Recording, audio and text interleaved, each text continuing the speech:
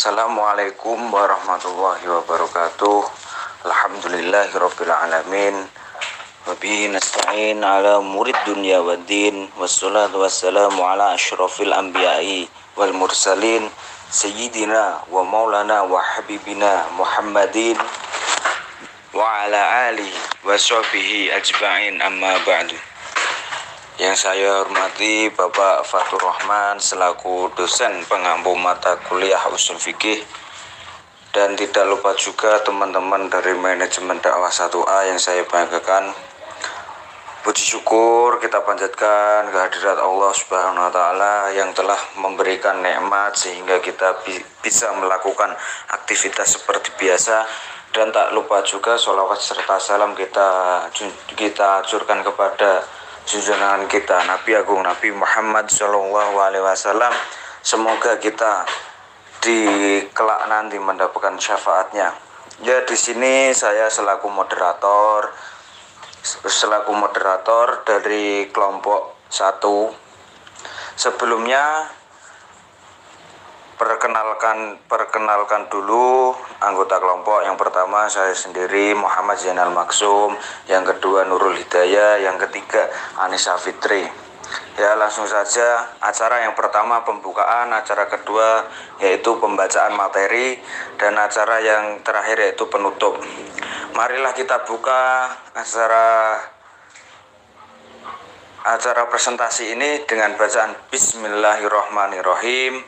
Dan selanjutnya acara kedua yaitu pembacaan materi yang akan disampaikan oleh saya Muhammad Zainal Maksum. Waktu dan tempat dipersilahkan. Ya, di sini saya akan menerangkan tentang pengertian Al-Quran dan kehujanan Al-Quran.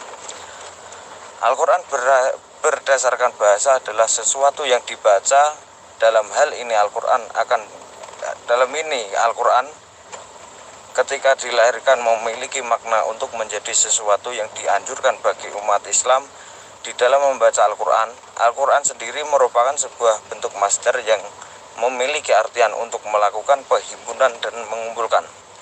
Al-Quran berdasarkan istilah adalah sebuah firman yang dimiliki oleh Allah, yang dimana dalam hal ini akan diberikan oleh malaikat Jibril dengan arahan langsung yang dimiliki oleh Allah Subhanahu wa taala untuk Nabi Muhammad, yang dimana akan diterima oleh umatnya selanjutnya, yang akan diberikan ke generasi-generasi selanjutnya tanpa ada sebuah perubahan. Kehujanan Al-Quran sebagai sumber hukum Islam yang pertama. Al-Quran merupakan dalil yang paling kuat bagi Islam dalam berhujjah, karena isi dari Al-Quran sudah pasti benar dan tidak ada keraguan dalam seluruh isi Al-Quran, sebagaimana firman Allah dalam surah Al-Baqarah ayat 2. Sumber hukum Islam yang menjadi landasan ulama dan berhujjah dan menetapkan hukum ada 4, yaitu pertama Al-Quran. Al-Quran adalah wahyu Allah yang diturunkan kepada Nabi Muhammad melalui malaikat Jibril secara berangsur-angsur. Yang kedua hadis. Hadis adalah segala sesuatu hal yang berasal dan disandarkan kepada Nabi Muhammad. Yang ketiga ijma. Ijma adalah kesepakatan seluruh ulama dalam suatu masa, satu periode terhadap suatu hukum yang berlandaskan Al-Quran dan hadis. Yang keempat kias. Kias merupakan sumber hukum yang diambil dengan cara membandingkan kemiripan suatu perbuatan atau suatu hal yang belum ada sumber hukumnya dengan sesuatu hal yang telah memiliki dalil dari Al-Quran dan hadis. Selanjutnya yaitu karakteristik Al-Quran. Al-Quran sendiri berisi aturan hukum dasar yang perlu dipelajari dan dikembangkan lebih lanjut lagi. Menurut kepercayaan Muslim yang didirikan oleh peneliti ilmiah terakhir, yaitu Maurice Bucaille, Al-Quran memberikan wahyu atau firman Allah, yaitu satu-satunya Tuhan yang benar dalam teks aslinya, sebagaimana malaikat Jibril yang menjadikan Muhammad sebagai nabi terakhir selama 2 bulan 22 hari, yang dimana pertama kali di Mekah, kemudian di Madinah. Al-Quran dijadikan sebagai pedoman atau petunjuk umat manusia dalam kehidupan mereka untuk mencapai kemakmuran dan kebahagiaan masa depan di dunia ini dan kebahagiaan di akhirat kelak. Al-Quran juga dijadikan sebagai pedoman abadi bagi kehidupan manusia. Al-Quran sendiri memiliki 4 jenis petunjuk. Yang pertama, Al-Quran memberikan ajaran pengetahuan tentang struktur realitas dan kedudukan manusia. Yang kedua, Al-Quran berisi petunjuk-petunjuk yang menyerupai rangkuman sejarah manusia. Baik itu manusia biasa, raja-raja, para wali, dan para nabi atau utusan Allah.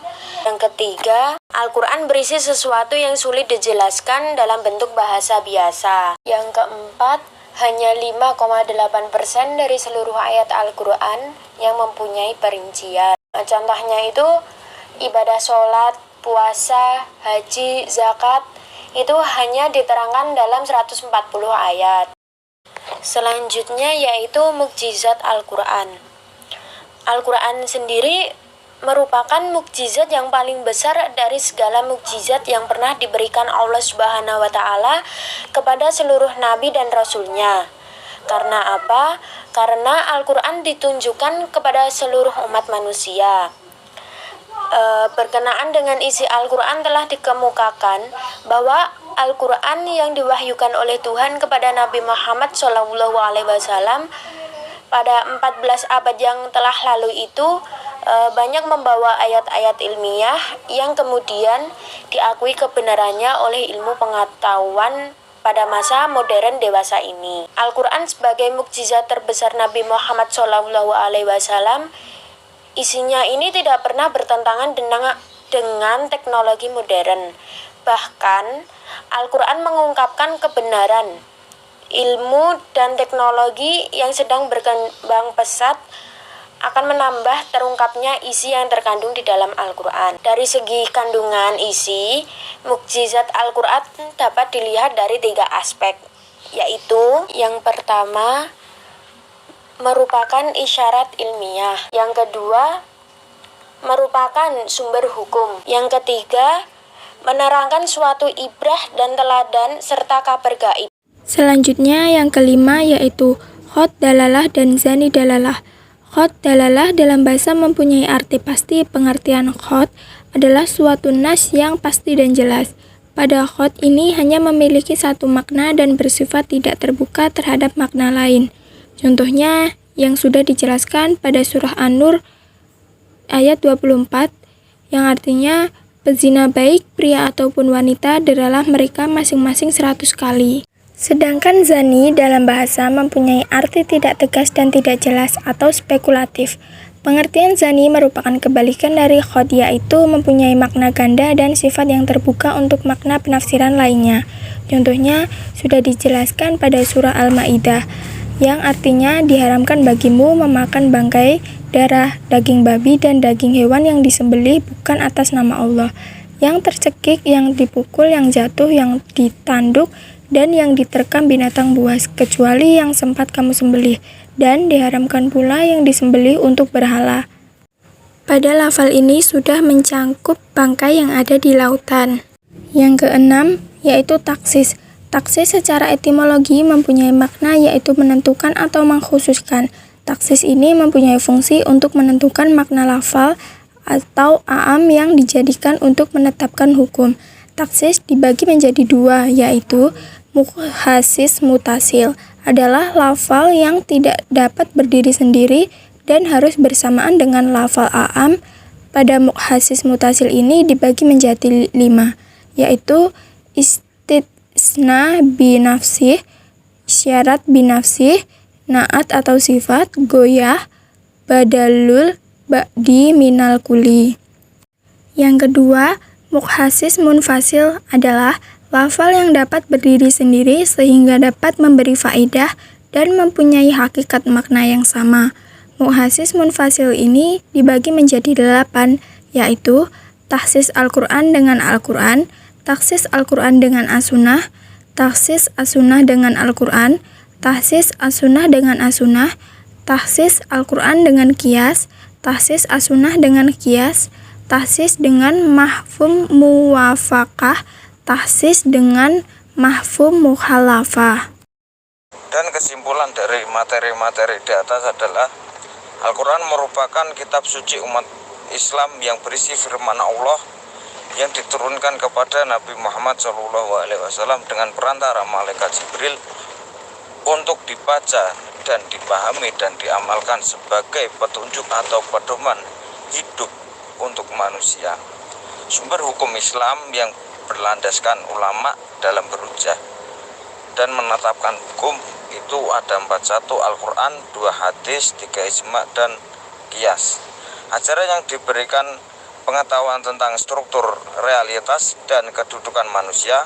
Al-Quran berisi petunjuk-petunjuk yang menyerupai rangkuman sejarah manusia, baik itu manusia biasa, raja-raja, para wali, dan para nabi atau utusan Allah. Al-Quran berisi sesuatu yang sulit dijelaskan dalam bentuk bahasa biasa. Ayat-ayat Al-Quran dan firman Allah mengandung kekuatan yang berbeda dari apa yang kita pelajari dalam Al-Quran secara rasional.